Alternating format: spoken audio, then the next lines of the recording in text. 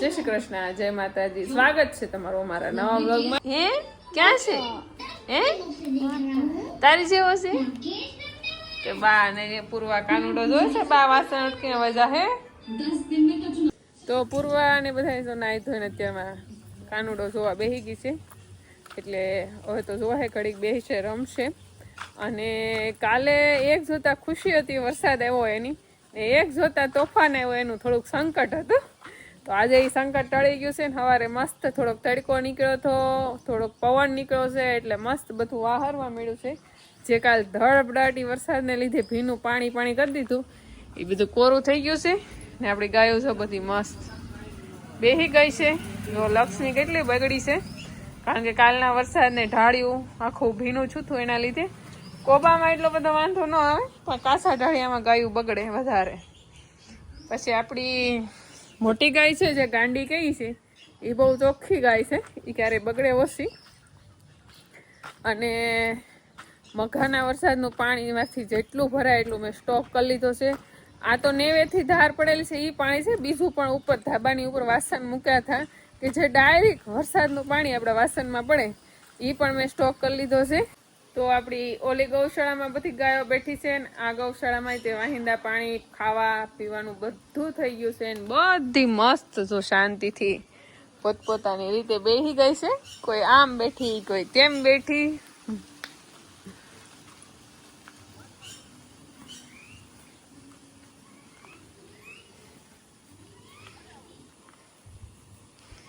બીજી બધી આમ બેઠી. આવી રીતના બેહી ગઈ છે. કાલ વરસાદને લીધે કિસકોલી પક્ષીઓ બધા સમધાર થઈ ગયા હતા. કોઈએ કઈ ખાધું ને કોઈએ કઈ પીધું. તો આજે તો બધા ખોરાક કરે છે, ખાવાના કાલના ભૂખ્યા છે એટલે આજ બધા ખાય છે.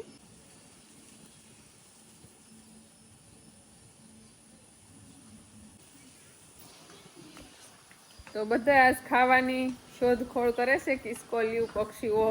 અને મસ્ત આજ ધરાઈને બધા ખાવાના છે, કારણ કે ગઈકાલે વરસાદને લીધે બધા સમધાર થઈ ગયા હતા, કારણ કે પવન જ એટલો હતો એટલા માટે. ને આજ કેટલો તેજસ્વી સૂર્યનો તડકો દેખાય છે એ હું તમને દેખાડું. અને આપણી જુવાર તો બધી ઢળી ગઈ છે, પણ એમ લાગે છે કે લગભગ બધી ઊભી થઈ જાય, કારણ કે આવું જો વરાપ રહે ને, આવીને આવી તડકો અને વરાપ રહે ને તો બધી ઊભી થઈ જાય. ઘડીક તડકો આવે છે, ઘડીક વયો જાય છે.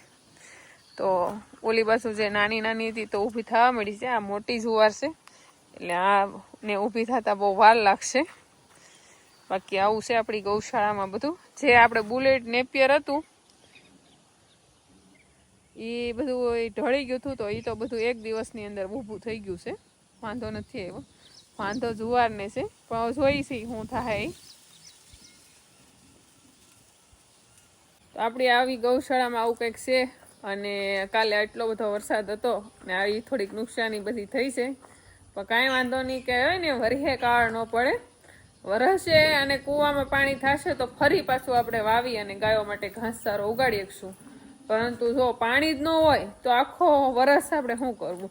એટલે કાલના વરસાદે જેટલા ખેડૂતના કૂવામાં પાણી નહોતા, બધાને કૂવામાં પાણી કાલ એક વરસાદે કરી દીધા છે, એ પાછું મઘાનું પાણી. એટલે ખેડૂતો માટે બહુ ખુશીની વાત છે. થોડી ઘણી નુકસાની એવી છે, ખેડૂતોને સહન કરવાની શક્તિ ભગવાને પહેલેલી આપી જ હોય, કારણ કે આવું તો દર ચોમાસે કંઈકનું કંઈક નુકસાન થતું જ હોય. પણ ફરી પાછો ઈશ્વર હિંમત આપે છે, જે મોલાત હોય અને ફરી પાક મળે, કૂવામાં પાણી થાય, નવેસરથી આપણે પાકને મેળવતા રહી. અને હાલો અત્યારમાં કપડાં બધા દોરીએ નાખાશે ને હવે જે કાંઈ કામ છે ઘરનું કરશું. જેનીના પપ્પાને જવાનું છે મહુવા. કા પૂર્વા? પપ્પાને સીધ જવાનું છે મહુવા જવું? તારે ક્યાંય સીધ જવું? મામાને ઘેર જવું? તો પૂર્વાએ આજ નવા કપડાં પહેરાવડાવ્યા સવારના. અને મામાને ઘર જવું છે, મામાને ઘર જવું છે. પૂર્વાને મામાને ઘર યાદ આવ્યું છે. હવે તો શક્ય નથી હમણાં જવું.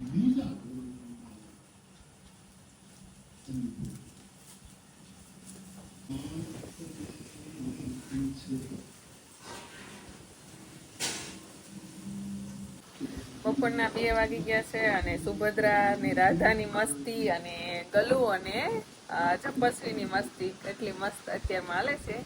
કારણ કે અત્યારે તો બપોર બધા ખાઈ પીને ઘડીક આરામ કરતા હોય, તો આવી રીતના ગાયું જેમ માણસ સામે ન હોય ને તો આવી રીતના એકાબીજાને વાલ કરે છે. તો રૂમમાં મોટી દોરી બાંધી દીધી છે, બહાર મોટી દોરી બાંધી દીધી છે, કારણ કે સવારે તો વરાપને તડકો લાગતો હતો, પણ બપોર પછી એવું એક ધારા ઘડીક વરસાદ આવે ને રહી જાય તો કપડાં ન સુકાય, એટલા માટે દોરી બાંધી હતી. ને આજ પૂર્વા ક્યારેય બીજું કઈ લેવા ન દે, એને જે જોવું એ જ જોવા દેતી. એને બદલે આજે પૂર્વા એ મોરારી બાપુની કથા સાંભળી, ઘરે બધા સાંભળી, અત્યાર સુધી કથા સાંભળતા હતા.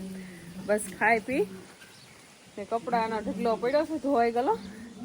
ચોમાસાના એક કપડાં રાખવા ને બહુ મુશ્કેલ પડી જાય, તો હુકવવા જાય છે. હું બાજુ અડધા હુકવા આવે છે મને.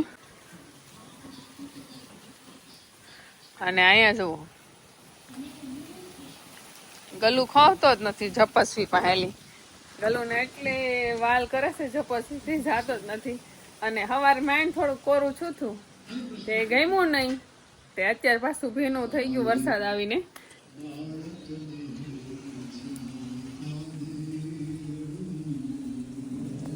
ગલું ઢાળિયા માટે મારે છે, મીંદડી ઓહરી માટે મારે છે.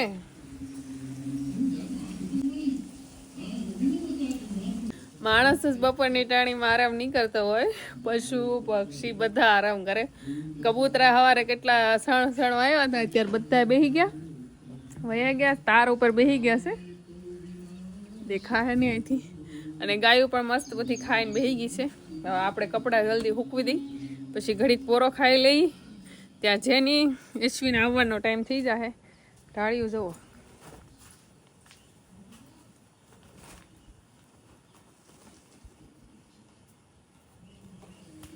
અહીં પણ બધી ઊભી છે, કારણ કે ગલું કવરાવે છે ઝપસવીને. આય ગલો હાલે અહીંયા આય, કેમ કવરાવ ને હે માર ખાવા કેમ કવરાવો હે? તો ગલું આપણો છે ને ગંગાનું દૂધ પી ને આમ આવાજ જેવો થઈ ગયો છે, કારણ કે કાંઈ દવા બવા નથી કરતા, ખાલી ઓનલી ફોર ગાયને સીધી દોય ને તાજે તાજું દૂધ પાઈ દઈએ છીએ. અને ગલુને હાથ કહેવાય ને તો આ બેન જો બેઠા થઈ ગયા. બધા કહે કે મીંદડી કૂતરાને ભળે નહીં, પણ આ મીની ને આ મીંદડા ને કૂતરાને તો હારામ હારું ભળે છે. કા હાલો પક્ષી બહાર એવા બધા ઉડવા મળ્યા, પવન આવ્યો એટલે. જો તો બા હેઠું ઉતારાવો.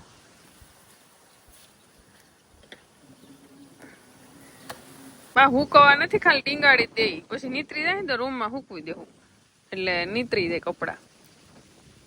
કપડા અત્યારે ખાલી ટીંગાડી દીધા છે આવી રીતના, જેથી કરીને જે પાણીનો ભાગ છે એ નીતરી જાય. પછી એને દોરીએ બાંધી ને હવે 2 કલાક હાથમાં છે, પણ એમાં હજી મારે 1 કલાકનું થોડુંક બીજું કામ છે. શું કરે?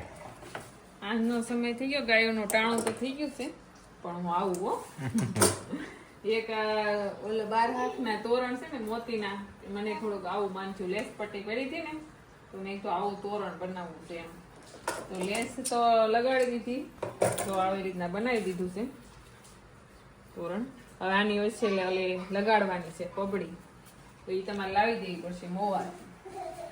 ને તોરણ છે ને આપણે 12 હાક ઉતાર છે, એટલા માટે આમ તો 4-5 12 હાક છે, પણ લગાડી મેન 3 12 હાકે, એટલે હોય એટલા તોરણ જોઈ જાય. 10 વર્ષ તોરણ વાપરી, એટલે જે નવા ભારે માં તોરણ પડ્યા છે, મેં તો થોડુંક આવું કરી નાખ્યું. એટલે આપણે માતાજી નોરતા અને દિવાળી હોય ને ત્યારે આમ લગાડી કી. પછી આની અંદર આપણે પપડી ને એવું ટાકશું, બહુ કઈ આવડે નહીં આપણને, જેવું બને એવું બનાવશું. બની તો મસ્તી નું જો લેસ પટો પડ્યો તો એમાં પછી આવી લેસ લઈ લીધી, એટલે આવી રીતના તો બની ગયું છે. હજી આ હાવ ટૂંકું લાગે, હેઠે થોડુંક આમ લાંબી પબડી જેવું હોય તો સારું લાગે ને. ને આ પટ્ટા તો મેં કેદી બનાવીને અમારા જન્માષ્ટમીમાં લગાડવું હતું, પટ્ટા તો બની ગયા, પછી ન બન્યું. 2 ભાઈ હોય ગયા, પછી કપડા એનો નાસ્તો, પછી મેં મૂકી દઉં, પછી નિરાજે કરે. આજે બનાવવાનું બાકી છે. હા, અને જે આપડા હુવા લગાડવાના હુક અને આ લેસ ને બધું લગાડવાનું બાકી છે. આ હજી બાકી જ છે, ખાલી જે સિવાય તૈયાર છું છે, હજી આમાં લગાડવાનું છે ને એ બધું બાકી છે. તો કેવું બન્યું છે બધા કમેન્ટ કરજો જરાક. અમારે ભણતા ને ત્યાં નિશાળમાં એમ કહેતા કે વેસ્ટ માંથી બેસ્ટ બનાવો, તો આપણે લેસ પટ્ટીમાંથી બનાવ્યું છે, તો કેવું લાગ્યું?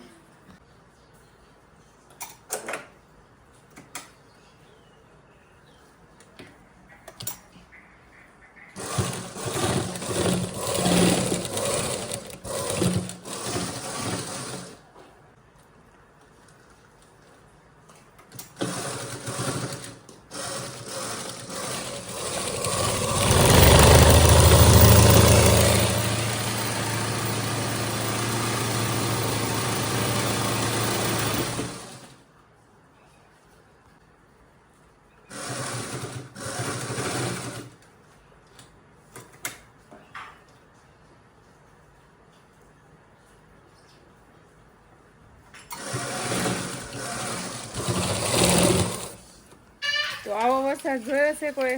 તડકો છે, વરસાદ છે, અને જુઓ ટાઈમ થઈ ગયો છે આપણે ગાયોનું મિલ્કિંગ કરવાનો.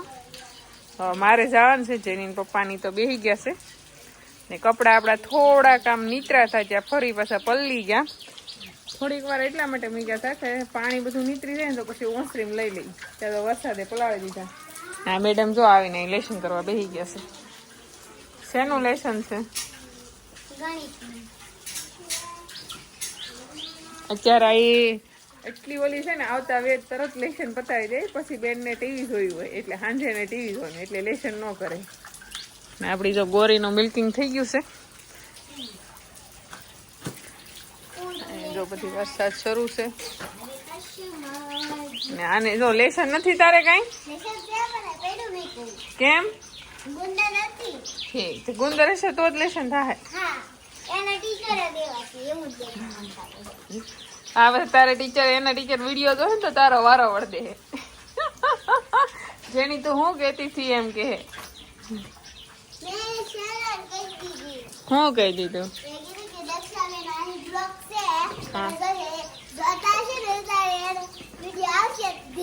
એમ કીધું. સારું હાલો હવે આપણે જવાનું છે ગંગાનું મિલ્કિંગ કરવા માટે. તોરણ એક બન્યું છે, એ પૂરું નથી બન્યું, જેમાં લશ્કર થોડાક ટાંકવા છે એવો વિચાર છે, અને એક બાકી છે પણ એ ગાયનું મિલ્કિંગ કરી અને પછી